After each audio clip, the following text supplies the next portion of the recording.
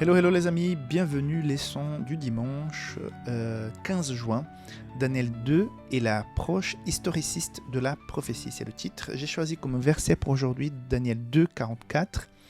Dans les jours de ces rois, le Dieu du ciel établira un royaume qui ne sera jamais détruit. Vous allez comprendre à la fin pourquoi j'ai choisi ce verset. Premier point que je voudrais comme introduction de ce jour de dimanche, Dieu ne travaille pas au hasard. Quand on voit le déroulement de la prophétie biblique de Daniel 2, quand on voit l'exactitude de la séquence des royaumes et comment les choses sont passées aussi pour la période que nous vivons actuellement en Europe, avec tous ces royaumes divisés, nous constatons que Dieu, il n'a pas improvisé. Parfois, nous sommes même fiers de savoir improviser quand les situations, les circonstances nous le demandent, comme MacGyver, prendre des choses qui sont autour pour pouvoir régler une situation compliquée. C'est une qualité, c'est bien, mais par rapport à l'histoire humaine et le plan du salut, Dieu n'a pas improvisé. Tout a été établi. Et quand on regarde cette façon de travailler, et quand on regarde la dernière déclaration par rapport aux choses qui ne sont pas encore arrivées, on se dit que Dieu va accomplir cette prophétie jusqu'au bout. Et on verra ça dans le troisième point important que je voudrais partager avec vous aujourd'hui. Premier point, la condition dans laquelle nous vivons actuellement en Europe. Quand la prophétie dit que ces pieds en partie en fer et en argile ne vont pas pouvoir s'unir, ça me touche particulièrement. Bon, je vis en Europe depuis plusieurs années, presque 30 ans bientôt. Le temps passe vite. Et on constate tous les essais. J'aime beaucoup l'histoire d'Europe. Tous les essais avec Hitler, Napoléon, tous ces mariages au Moyen-Âge pour pouvoir connecter les gens. D'ailleurs, la leçon dont le jour de dimanche parle un petit peu, une curiosité, je ne savais pas, sur la famille royale britannique. Donc, regarde la leçon pour comprendre bien ce point-là. Je trouvais ça une curiosité intéressante.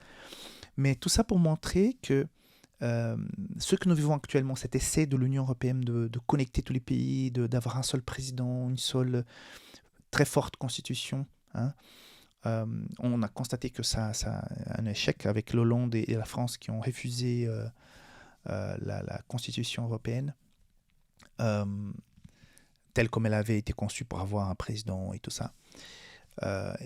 Et on voit que la difficulté de ce continent de pouvoir avoir une seule voix sur plusieurs sujets et questions, on constate que c'est difficile et que ça va être véritablement impossible. C'est vrai que nous avons des bénesses concernant l'Union européenne, le pouvoir circuler librement, l'espace économique et tout ça, mais ce sont des bribes par rapport aux projets initiaux des fondateurs de ce grand pays qui aurait dû être l'Europe pour faire face aux géants chinois, américains et asiatiques en général, orientaux, pardon.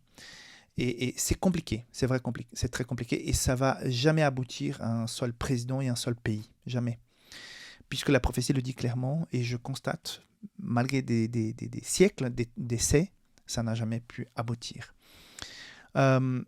Autre chose qui nous apprend aussi cette prophétie de Daniel 2, c'est que la base, en tout cas dans l'Église adventiste, d'étudier la prophétie, c'est la base historiciste. C'est-à-dire que quand on prend Daniel 8, 14, la prophétie de 2300 soirs et matins, on a une date pour le départ, on a des dates concernant la naissance de Jésus, le baptême de Jésus, la mort,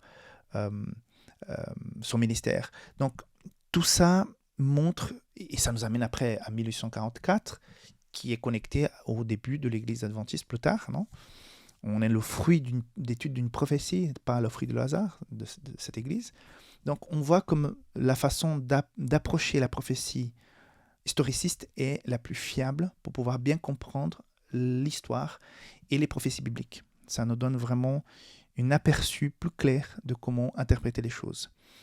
Une information importante, c'est que une fois que ces royaumes divisés tels que nous avons, donc c'est-à-dire que c'est pendant cette période de division de tout ce continent que finalement cette pierre va taper contre ses pieds, et que finalement un nouveau royaume éternel va être établi.